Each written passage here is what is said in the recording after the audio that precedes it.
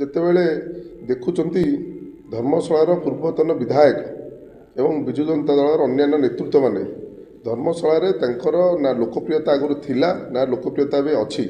ଧର୍ମଶାଳାର ଲୋକ ସେଇ ଯୋଗୁଁ ସରକାର ପରିବର୍ତ୍ତନ କରିଦେଇଥିଲେ ଏବଂ ତାପରେ ଯେତେବେଳେ ଦେଖିଲେ ଧୀରେ ଧୀରେ ସମସ୍ତେ ଆସି ଆମର ଯେତେବେଳେ ଲୋକାଭିମୁଖ କାର୍ଯ୍ୟ ହେଉଛି ଯେତେବେଳେ ଲୋକଙ୍କ ପାଇଁ 24 ଘଣ୍ଟା ଅହରହ ମୁଁ ଏବଂ ମୋର କର୍ମକର୍ତ୍ତାମାନେ କାମ କରୁଛୁ ସେତେବେଳେ ସେ ହିଂସ୍ର ହୋଇଯାଇଛନ୍ତି। ହିଂସ୍ର ହୋଇ ବାରମ୍ବାର ସୋସିଆଲ ମିଡ଼ିଆରେ ମିଛ ସତ ବହୁତ କଥା ଲେଖି ଲୋକଙ୍କୁ ଉତ୍କ୍ଷିପ୍ତ କରୁଛନ୍ତି, ଲୋକଙ୍କୁ ଝଗଡ଼ା କରିବା ପାଇଁ ଆକ୍ଷେପ ଡାକୁଛନ୍ତି। ତେଣୁ ମୁଁ ଏଇ ହିଂସ୍ର ପ୍ରକୃତିର କାର୍ଯ୍ୟ କରି ବାରମ୍ବାର ଗଣ୍ଡଗୋଳ କରି ତାପରେ ସାଙ୍ଗେ ସାଙ୍ଗେ ବିଧାୟକଙ୍କ ଦ୍ୱାରା ଏହା ହେଲା, ବିଧାୟକ ଏହା କରାଇଥିଲେ। ତେଣୁ ବାସ୍ତବରେ ମୁଁ ତ କହିବି ଦସ୍ତାବିଜ ରଖି କାଗଜପତ୍ର ରଖି ପ୍ରମାଣପତ୍ର ସହିତ ଯେତେବେଳେ କିଏ ମିଡ଼ିଆ ହେଉ ଯେଉଁ ଜାଗାରେ କହିପାରିବେ ସେ ଠୋସ୍ ସବୁ ସହିତ କହିପାରିବେ ଜିନିଷ ରହିଲା କି ଏଇଟା କିଏ କରାଇଥିଲା। ମୁଁ ତ ସିଧା ସିଧା କହୁଛି ଯିଏ ଦୋଷ କରୁଛି ଦୋଷୀ ଦଣ୍ଡ ପାଇବା ନିହାତି ଦରକାର।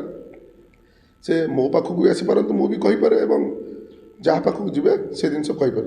ମୁଁ ଆପଣ ଦେଖିଥିବେ ସରକାର ପରିବର୍ତ୍ତନ ପରଠୁ ଯେଉଁମାନେ ଯେତେ ସ୍କାମ୍ ହେଇଛି ଯେଉଁମାନେ ସେ ପୋଲିସ ଏସ୍ଆଇ ସ୍କାମ୍ ହେଉ ଯେଉଁ ସ୍କାମ୍ ହେଇଛି ପ୍ରାୟ ସବୁ ଦୋଷୀ ଯେଉଁଠି ନା ଯେଉଁଠି ଅଛନ୍ତି ସମସ୍ତେ ବନ୍ଧା ହେଇଛନ୍ତି ଏବଂ ଜେଲ୍ ବି ଯାଇଛନ୍ତି।